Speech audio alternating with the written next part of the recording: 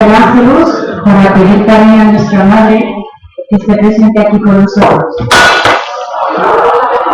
Felicidad, Jesús, felicidad. A ver, el ángel del Señor anunció a María. Dios te salve María, llena eres de gracia, el Señor es contigo. Bendita eres entre todas las mujeres, y bendito es el fruto de tu vientre, Jesús. Santa María, Madre de Dios. He aquí la esclava del Señor. Dios te salve María, llena eres de gracia, el Señor es contigo. Bendita eres entre todas las mujeres, y bendito es el fruto de tu vientre, Jesús. Santa María, Madre de Dios. Y el Verbo de Dios se hizo hombre. Dios te salve María, llena eres de gracia, el Señor es contigo. Bendita eres entre todas las mujeres, y bendito es el fruto de tu vientre, Jesús. Santa María, Madre de Dios.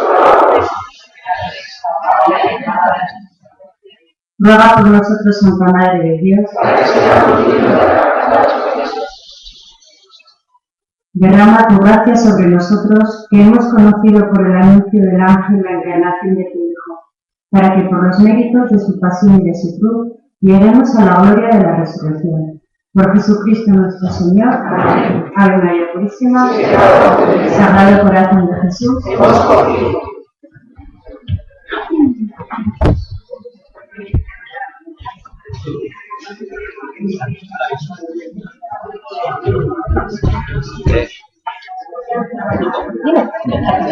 Ay, sí, perdona.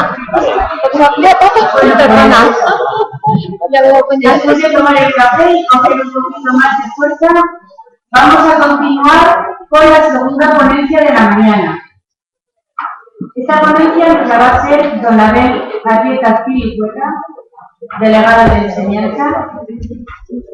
Y él, bueno, pues aparte de delegado episcopal de enseñanza de Navarra desde el año 2009, sacerdote, párroco de la parroquia del Salvador de la Corchatea y de Artica, es licenciado en Derecho Civil por la Universidad de Navarra, licenciado en Teología por la Universidad de Navarra, y es también profesor del Centro Superior de Estudios Teológicos San Miguel Arcángel. La ponencia que nos va a traer esta mañana don Abel es la importancia de la asignatura de religión y el perfil del profesor de religión. Tiene usted la palabra, don Abel. Muchas gracias. Y damos paso a esta segunda sesión de este congreso en torno a la asignatura de religión, intentando entrar pues, propiamente lo que es el contenido de la asignatura. En realidad va a ser un paseo, digamos, por los aspectos principales de esta asignatura que hacen pues, como más conveniente, ¿no? La presencia en la escuela de la asignatura de religión. Y me van a permitir que comience pues, con una anécdota personal que me ayudó también a reflexionar sobre este asunto. Recientemente nombrado delegado episcopal de enseñanza, tuve una conversación con un profesor de universidad, amigo, y también pues católico. Lo digo porque lo primero que me expresó así en un clima de confianza me dice: ¿tú tienes claro que la asignatura de religión tiene que estar en la escuela? Eso me hizo pensar mucho, ¿no? Porque era profesor de la universidad, era católico, y me expresó esa duda. Y otra anécdota también voy a sumar a esta, que fue pues, un profesor también de un colegio cristiano, que se encuentra con un padre de familia y así, pues en el clima de confianza de ese padre de familia, le comenta: pues nada, yo ya estoy a punto de jubilarme, estoy aquí para rellenar huecos, pues la bendición y así. Entonces las cosas te llegan allí y te hacen pensar, ¿no? Sobre todo te hacen pensar porque a la vez te aglutina otra experiencia. Me viene a la cabeza pues, una chica, pues también muchos chicos detrás de ello, que te confiesa en un momento concreto: nunca estaré suficientemente agradecida al profesor de religión que tuve, me ayudó de por vida. Se contrasta quizá la indiferencia aparente de cristianos ante la asignatura de religión y el beneficio que un alumno te expresa ante esa asignatura.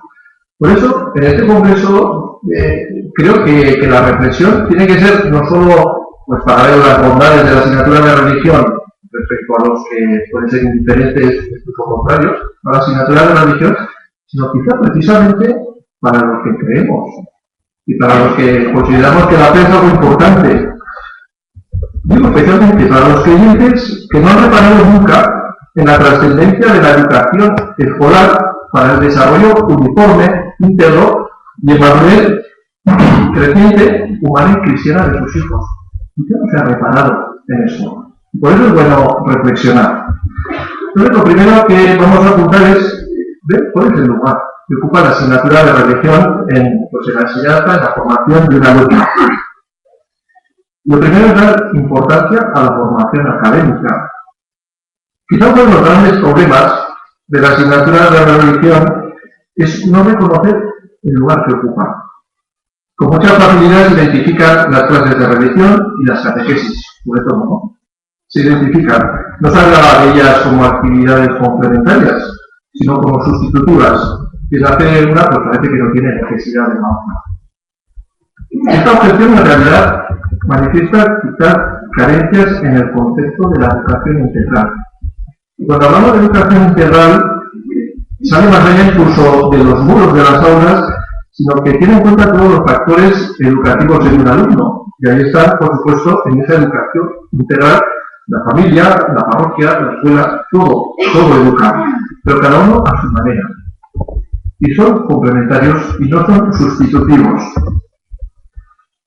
Los padres no pueden liberar su responsabilidad en la educación de los hijos en el colegio o en la parroquia. La catequesis no suple la clase de religión. Pensar esto en realidad, cuando se piensa que la catequesis suple la clase de religión, quizá lo que no se valora es la importancia del ámbito académico, de la formación de la persona.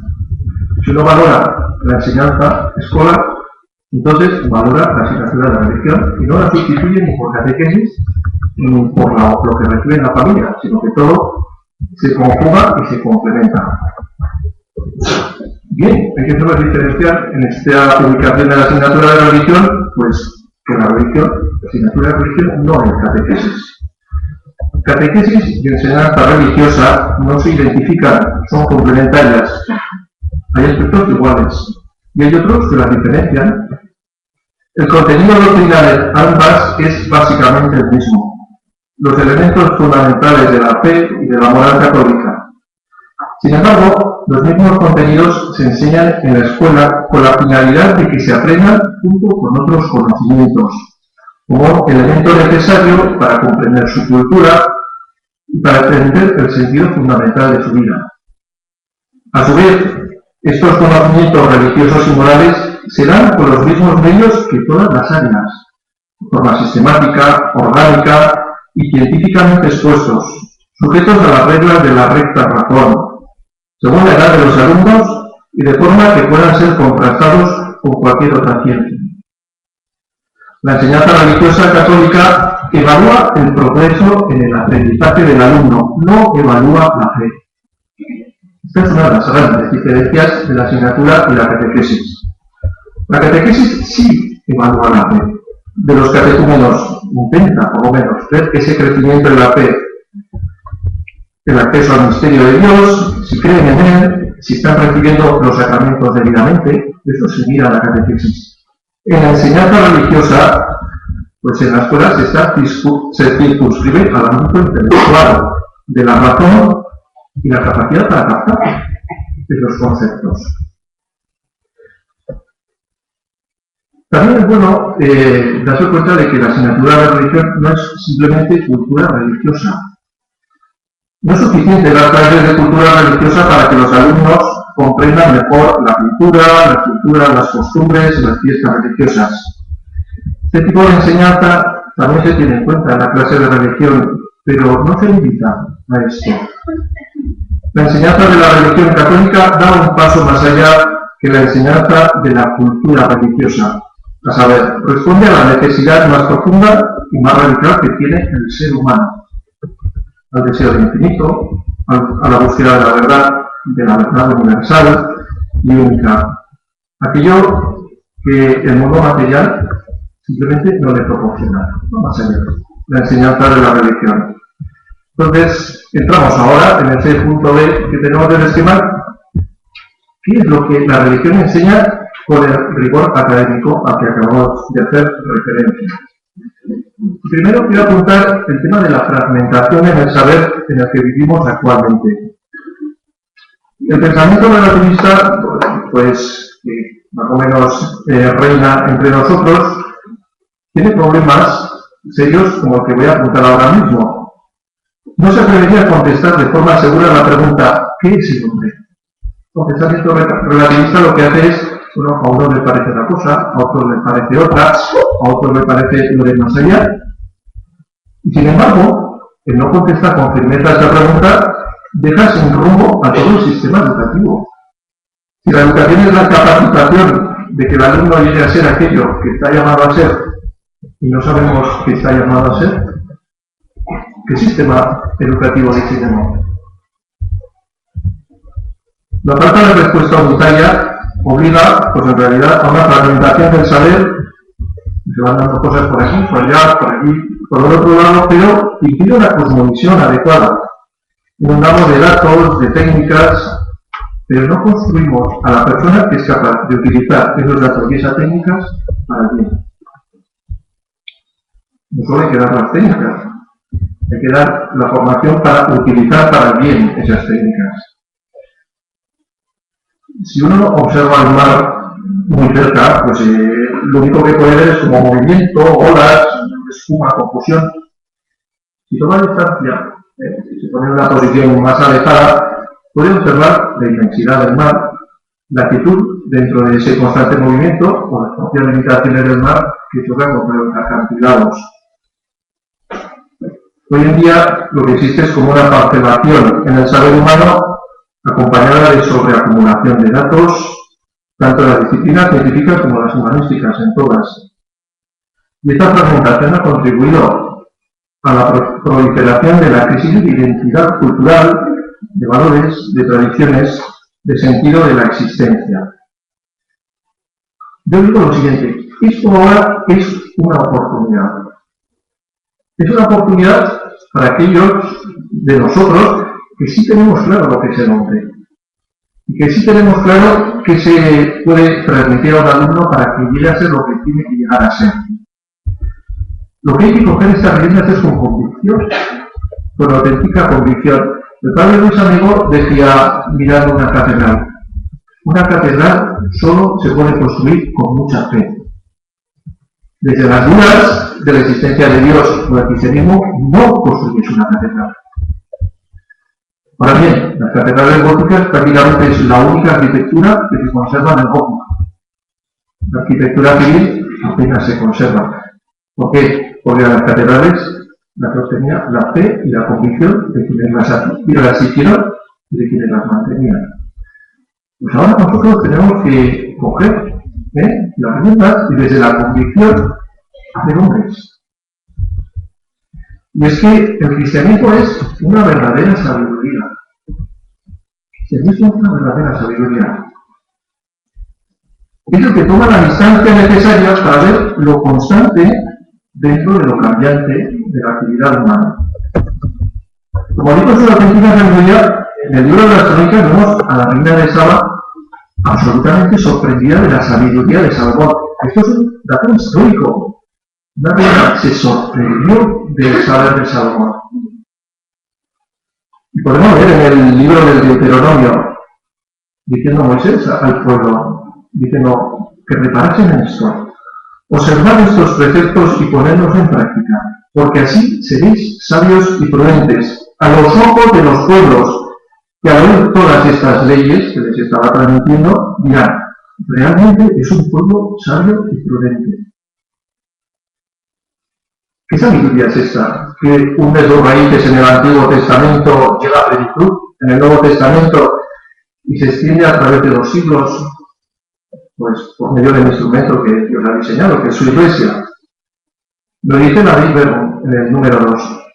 Dispuso Dios en su sabiduría revelarse a sí mismo y dar a conocer el misterio de su voluntad, mediante el cual los hombres, por medio de Cristo, Verbo encarnado, tienen acceso al Padre en el Espíritu Santo y se hacen consortes de la naturaleza divina. O Gaudium et Spes, la Constitución del Vaticano II, pues dice simplemente y nada menos que Cristo revela el hombre al propio hombre. Por eso sabemos lo que es el hombre, porque tenemos el modelo perfecto. Entonces, esta revelación a la que hacemos referencia y que es una sabiduría, en realidad, ¿qué nos enseña? ¿Qué transmite también, por supuesto, a los alumnos? Pues primero, ¿quiénes somos? ¿No? Porque como revela al hombre quién es el hombre, y reconocemos cuál es el fundamento de la dignidad de todo hombre. Sobre esto hay una gran dificultad en la ética.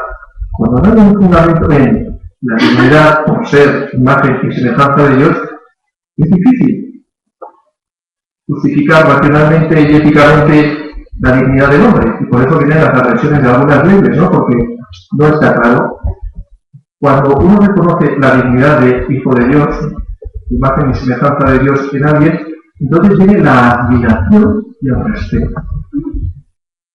Por eso llega Jesucristo a decir que ya me renegado a un hermano suyo, el reo de juicio. Porque dice, ¿a quién estás diciendo eso? Está diciendo Jesucristo. ¿Tú sabes la dignidad que tiene? ¿Cómo te atreves a decir eso? Le podría decir a alguien por el que yo voy a dar la vida, porque Cristo sí reconoce la dignidad de las personas y nos ayuda a reconocer la dignidad de las personas. Es importantísimo. Reconocer la dignidad vendrá a la defensa de la vida y de todos los demás valores. Luego también la revelación nos enseña nuestra naturaleza desordenada, que este es un aspecto no suficientemente tenido en cuenta a la hora de establecer los sistemas pedagógicos. Todos oímos muchas veces en anuncios de la tele, pues más o menos no muy fundamentador, pero claro, que tiene su atractivo, ¿no? Pues que aprenda el hijo inglés divirtiéndose y sin esfuerzo. Pues eso está muy bien, pero si la educación es integral, hay que tener en cuenta que el alumno es perezoso. Que el alumno tiene que aprender a adquirir las virtudes que le ayuden a esforzarse por conseguir lo que quiere conseguir, porque en esta vida es necesario el esfuerzo. El que no hace esfuerzo no consigue nada. Pero claro, eso es tener en cuenta quién es el alumno. El alumno tiene una naturaleza desordenada. Al empezar el día, lo que le sale normalmente es no levantarse. Le da pereza ir al colegio. Le da pereza estudiar. Le apetece más comer gominolas que verdura. No, claro, esto hay que tenerlo en cuenta a la hora de educar, porque si tenemos que educar a ese alumno que le pasan esas cosas, o adaptamos nuestros sistemas educativos a ese alumno, pues si no estamos pensando, pues que todo es como las praderas del Tirol con Heidi y Pedro, todo maravilloso. Pero ese no es el hombre al que estamos educando. Estamos hoy, la lectura del Evangelio de la misa de hoy, habla del hijo pródigo. Pero en realidad, en la profundidad de los ejemplos que pone Jesucristo, ahí lo que hay es dos egoístas y un padre bondadoso. Y ninguno de los dos le preocupa nada lo que está sintiendo el padre. Uno va a lo suyo, a gastarse el dinero, ¿y por qué vuelve? Pues porque ya no podía comer. Pero al otro tampoco le importa nada la preocupación que tenía su padre ni la conversión de su hermano. Esto son deficiencias de amor de las personas. Y aquí estamos para amar. Entonces, esto hay que educarlo y hay que plantearlo con la práctica que lo planteaba Jesucristo. Tenemos que enseñar a amar a nuestros alumnos. Y entonces se van integrando bien todos los conocimientos de la persona. Junto con esta naturaleza desordenada tenemos una promesa de salvación. Esto es muy serio para la vida de las personas, porque todos pasamos momentos muy críticos, a veces de desesperación o de sentirnos desahuciados para la existencia propia. Y sin embargo tenemos una promesa de salvación. Es muy importante en la vida de una persona. Hay que enseñárselo. Que sepas que tuvieras esto, entonces comprende su vida como historia de salvación. Fijaos, yo diría que no es tan importante enseñar Moisés, Josué, sino entender que ellos forman parte de una historia de salvación que ellos también vivieron personalmente. Y así la Biblia dice que su vida también es una historia de salvación, pase lo que pase. Esta es la pregunta de esta asignatura.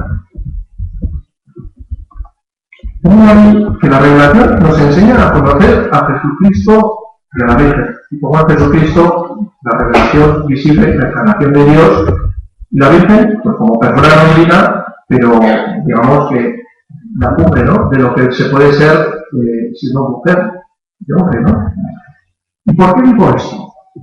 Porque hablamos mucho, bien, de virtudes, de valores, de transmitir valores, transmitir tal, pero no entramos a quién está fundamentando en realidad esos valores.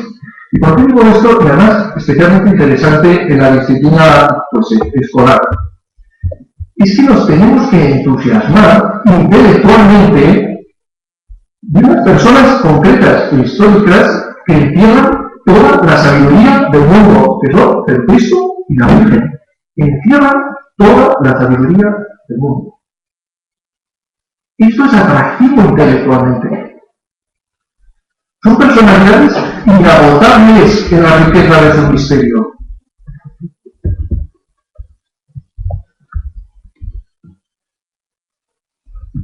¿Por qué estamos en el año 2014?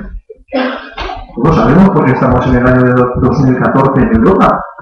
Pero es algo importante debió nacer hace 2014 años para que nosotros estemos haciendo el calendario en torno a esa persona. Esa persona es muy interesante de ser estudiada.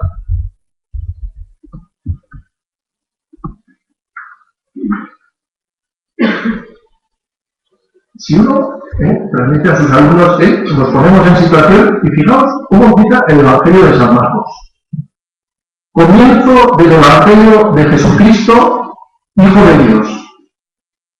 O sea, entiendes esto y lo que viene detrás no puedo menos que apasionarte. Y a ver qué pasa con este. El Hijo de Dios. O San Juan, que nos dice, el verbo que existía desde siempre, sin él no se hizo nada, y habitó entre nosotros. Venimos a Juan en la carta y dice, y eso lo hemos visto en otro lado. Oye, cuéntame esto. Esto es interesante. Cuéntame, a ver quién es este. Con el Apocalipsis, yo soy el primero y el último, el viviente. Fijaos, que se dijese de cualquiera esto. Estuve muerto 3 veces, vivo por los siglos, y tengo las llaves de la muerte y del abismo. Hombre, cualquiera que diga esto, es interesante, ¿no? ¿Quién es este? Por eso digo, Jesucristo es la persona más fascinante que ha pasado por la historia de la humanidad, digna de todo estudio. Es la sabiduría que lo penetra todo, que lo invade todo, que crecía en estatura, en sabiduría y gracia, que expresa su sabiduría en el ámbito académico, entre los doctores. Él estaba expresando su sabiduría. Jesucristo va al ámbito académico a expresar su sabiduría, entre los doctores. Que es la verdad, que es el camino de la vida. Es el maestro. Pero el maestro te enseña con ejemplos cotidianos las grandes verdades del mundo de magisterio. Y además te enseña con palabras y hechos. Manifiesta el peligro de la ignorancia, a la vez perdona la ignorancia de las personas, muestra el límite de nuestro conocimiento y su adquisición progresiva. Dice, ahora vosotros no podéis con todo esto. El Espíritu Santo me irá transmitiendo, que es lo propio de poder, que no podemos aprender todo a la vez. Pero es que el mismo Jesucristo, el maestro, también lo dice, no podéis con todo a la vez, poco a poco. Pero claro, era un misterio de ver a una persona que de repente, de la nada, hacía peces para 5.000 personas, iba creando de la nada. Conocía perfectamente el corazón del hombre y sus enfermedades porque los curaba solo con su voz. Médico entre los médicos, psicólogo entre los psicólogos. Sabía el problema de cada uno que tenía delante. el sentido del dolor y la pasión. Esto nunca será suficientemente agradecido a Jesucristo. El dolor, la enfermedad, siempre han sido una desgracia. El Antiguo Testamento le ha intentado dar un sentido, pero Jesucristo desde su pasión y muerte lo convierte en salvación. Esto lo tiene que saber el mundo, lo tiene que saber nuestros alumnos, porque ¿qué les pasa si no cuando sufren?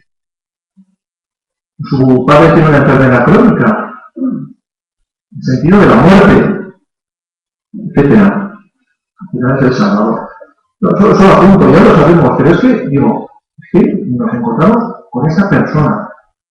Y podría decir también algunas cosas, la figura de la Virgen es absolutamente fascinante también. Históricamente. De ella se dice, el Señor es contigo, bendita tú entre todas las mujeres. Bueno, pero es esta mujer. ¿Qué se le dice que es bendita entre todas las mujeres? ¿Quién es?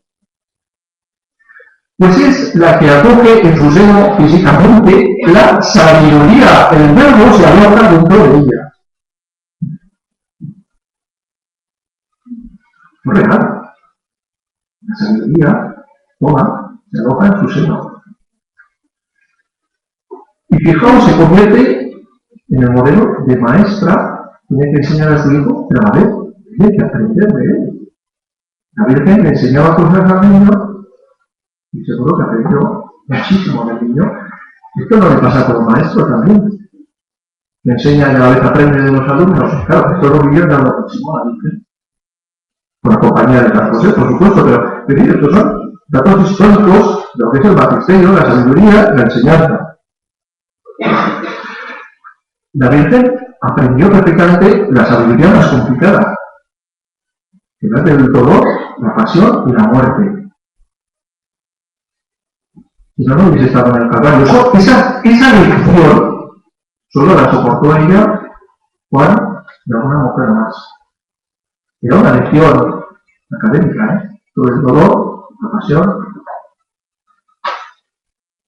Y por supuesto ella, como madre, pero como maestra del maestro también, pues le enseñó el sentido religioso, de adoración al Dios creador, a respetar la ley moral, a acompañar y amar incondicionalmente.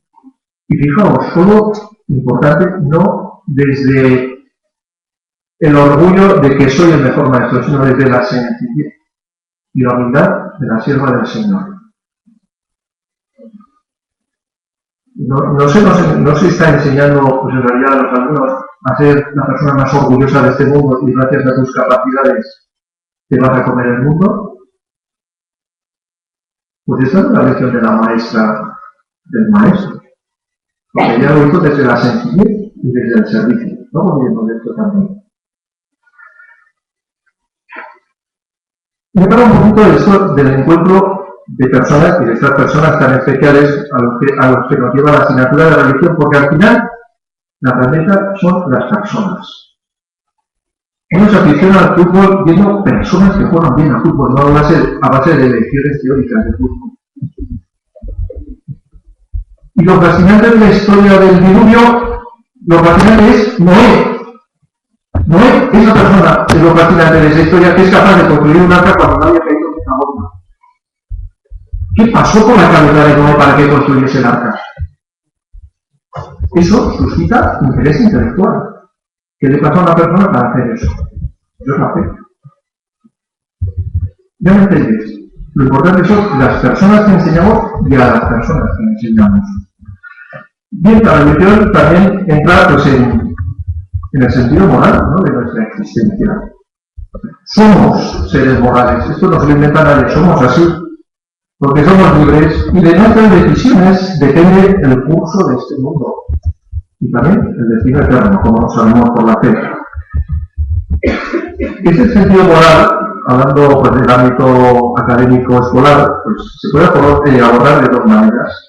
O bien desde un punto de vista exclusivamente ético-laico, ¿no?, para respetar, por supuesto, la opción de todos los padres, o bien desde una perspectiva que conjuga la ética con las enseñanzas emanadas del Evangelio de Jesucristo. Entonces es cuando hablamos de moral. Por ello, es justo que unos padres no creyentes puedan elegir para sus hijos una enseñanza ética sin dimensión religiosa confesional, o que otros creyentes opten por una enseñanza ética enraizada en los cimientos religiosos. Ambas opciones. Y de hecho, hasta la llegada de la LOMSE en el 1990, pues funcionó satisfactoriamente en el sistema educativo la elección de la asignatura de religión o la de ética. Bueno, pues era una opción. Los cristianos elegimos desde este punto de vista moral el estudio de las bases éticas, porque si no, no acabamos de entender suficientemente los mandatos éticos. Pasa lo mismo que con la dignidad humana. Para nosotros esto es así. Entonces sabemos que detrás del no matar pues está el gran valor de la vida, y del no robar pues el respeto de la propiedad, la solidaridad luego que conlleva los bienes, o el no mentir, la grandeza de la verdad. Y todo eso hecho persona, ¿no? En Jesucristo. Que a nosotros nos resulta esto fundamental para nuestra vida ética. En cualquier caso, yo creo que fue una pérdida la desaparición de la asignatura de la ética. Ahora a ver si se varía con la LOMCE.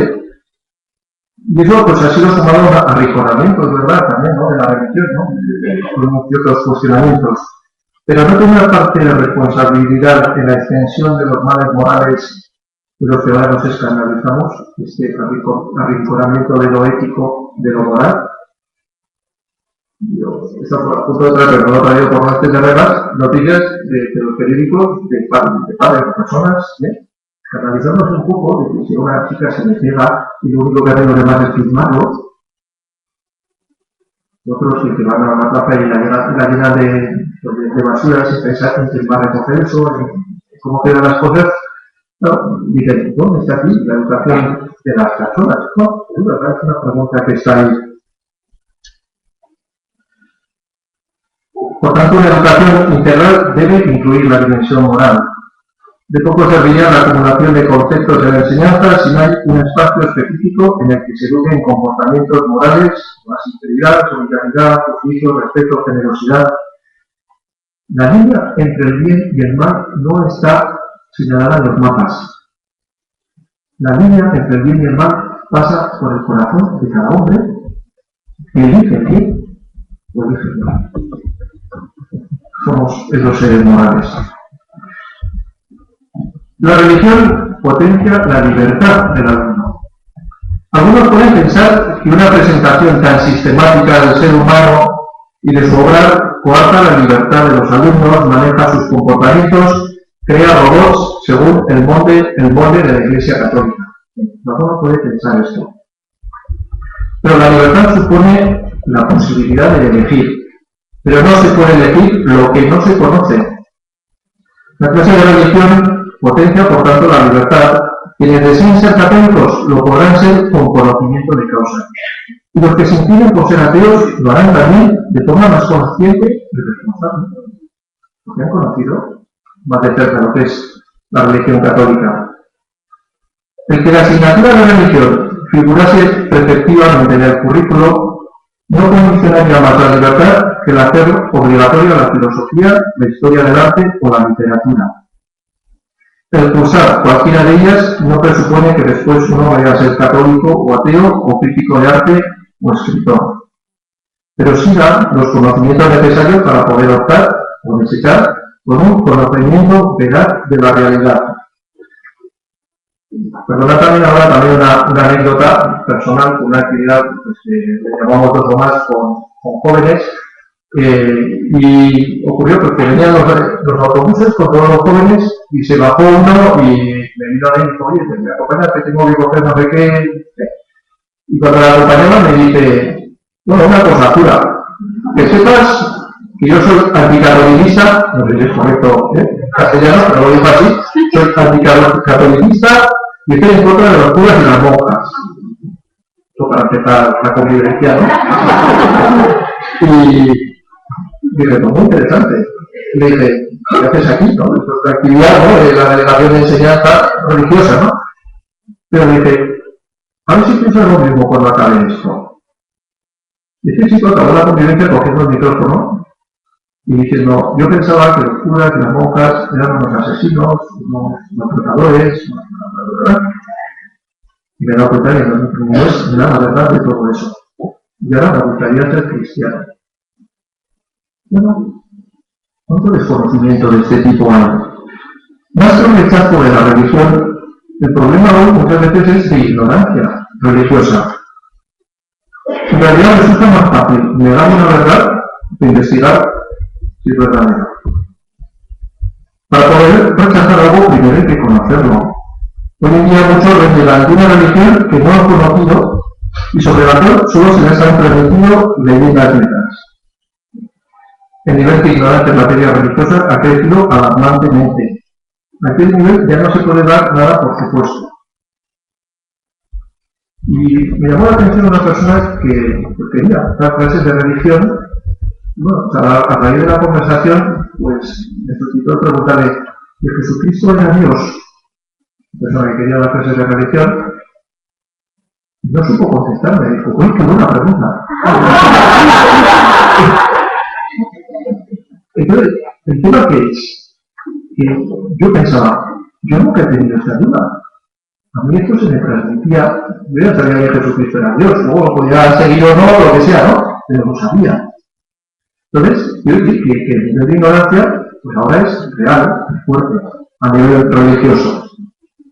¿Y cuántos están aprovechando este desconocimiento para confundir la historia firme, razonada, con historias de hadas? Cuando no se conoce lo real, lo fundamental, pues nos pueden engañar con historias de hadas. Pues es muy importante estar bien formado. El desconocimiento de la religión es desconocimiento también de nuestra cultura. La fe está en la raíz de muchísimas expresiones de nuestra cultura europea. El que desconoce la religión, pues desconocerá la profundidad de la pintura, de la música, de la escultura, de la arquitectura, la filosofía, la historia, la política, todo, hasta del lenguaje. De todo. Si no se conoce en profundidad los fundamentos de la religión católica, pues se conoce gran parte de nuestra cultura.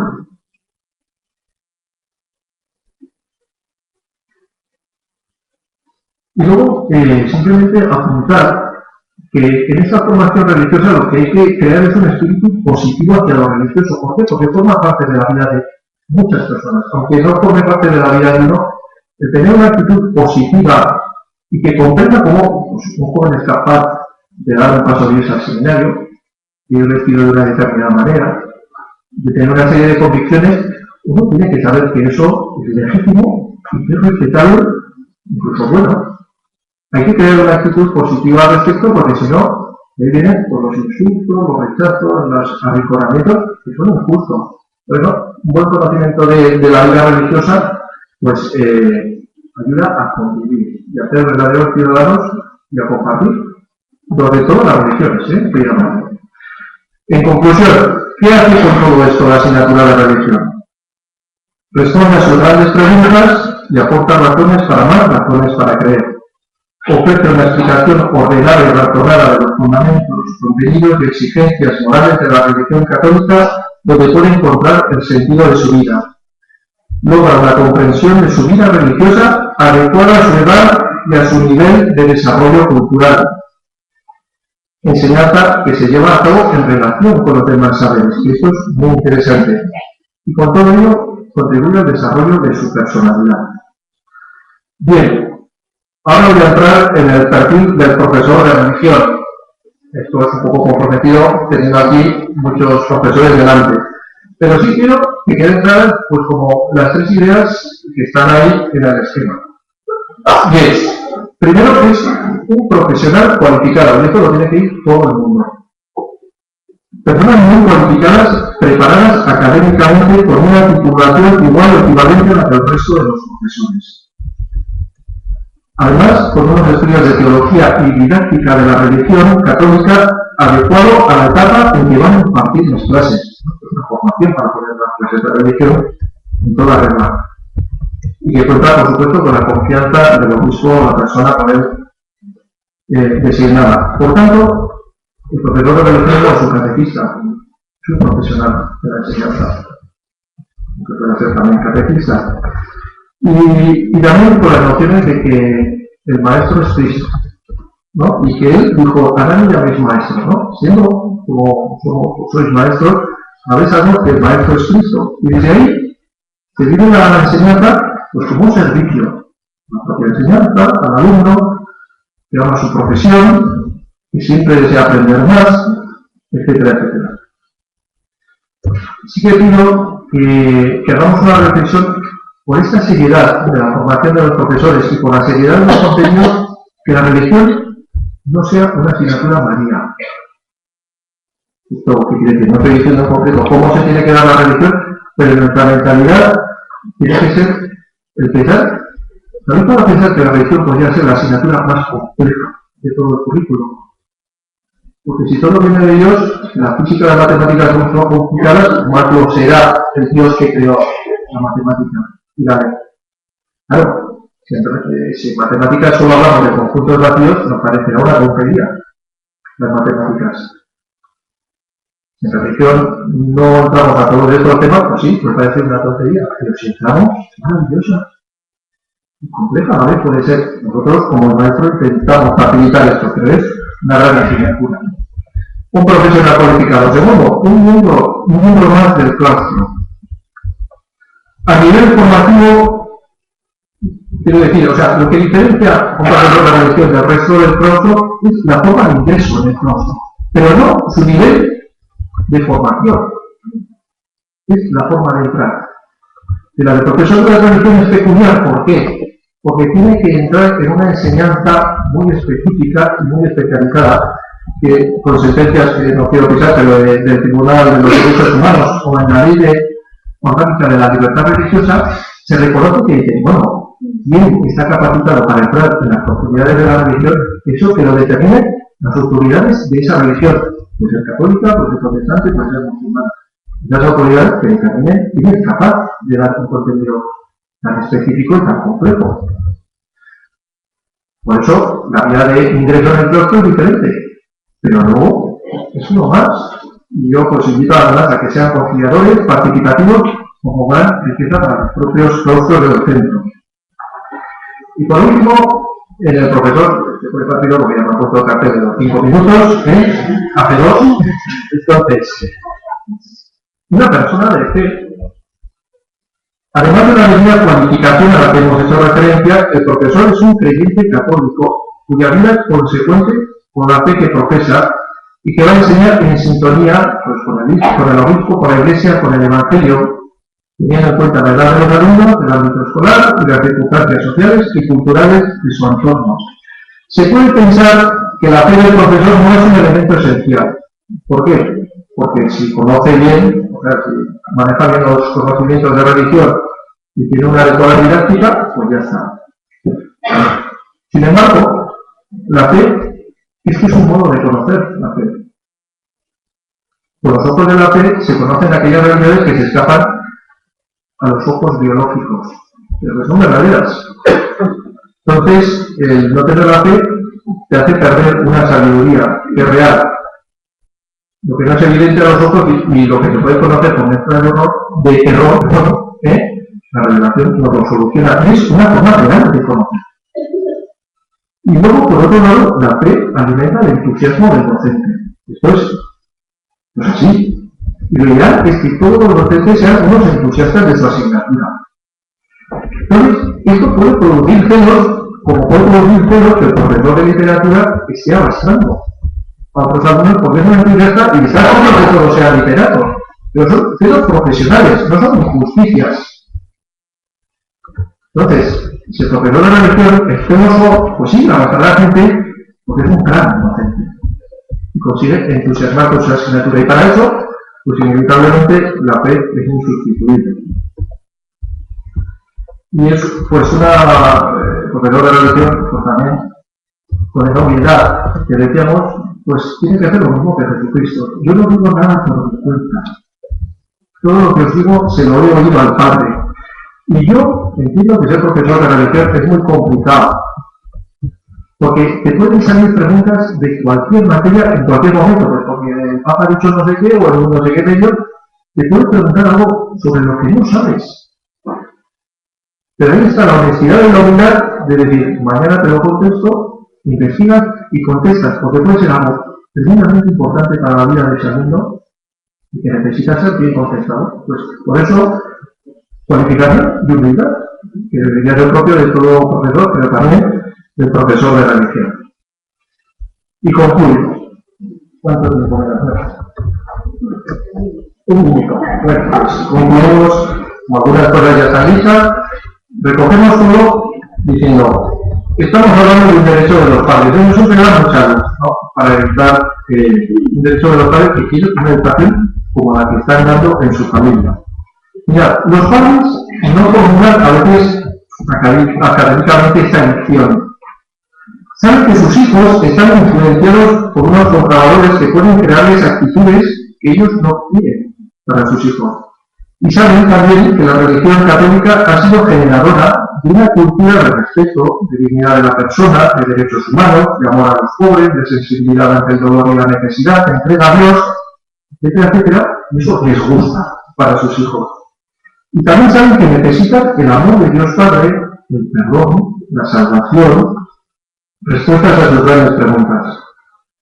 Y por eso eligen la religión para sus hijos. Quizá no es una cosa intelectualmente desarrollada, pero bien, esos peligros y bien estos beneficios de la enseñanza de la religión. Por tanto, como la religión ayuda al hombre a ser más hombre, es una grandísima opción. Y por eso, la defensa de esta religión, de la asignatura de religión entusiasmada, pacífica y estable en las escuelas, es una misión, por supuesto, de los obispos en la medida que les corresponde, pero de todos los que están implicados. Los padres exigiendo el cumplimiento, ¿no?, de que se enseñe en todos los centros y apuntando a sus hijos, por supuesto. Los profesores manteniendo su dignidad y servicio educativo con su trabajo diario en un mayor esfuerzo, con mejor calidad en su docencia. Y los alumnos estudiando con interés. Acabo pues con un poco de lo que era el título de esta conclusión. En realidad, la asignatura de religión es al cuerpo de la docencia, el corazón y el alma que da vida. ¿Para qué? Para que todos los conocimientos que se reciben sean recibidos por personas para hacer el bien y para salvarse y salvar a otros. Eso es lo que hace personas. Porque todo nace desde el amor y de lo más propiamente personal. Por eso es un gran bien para todos nosotros la asignatura de religión.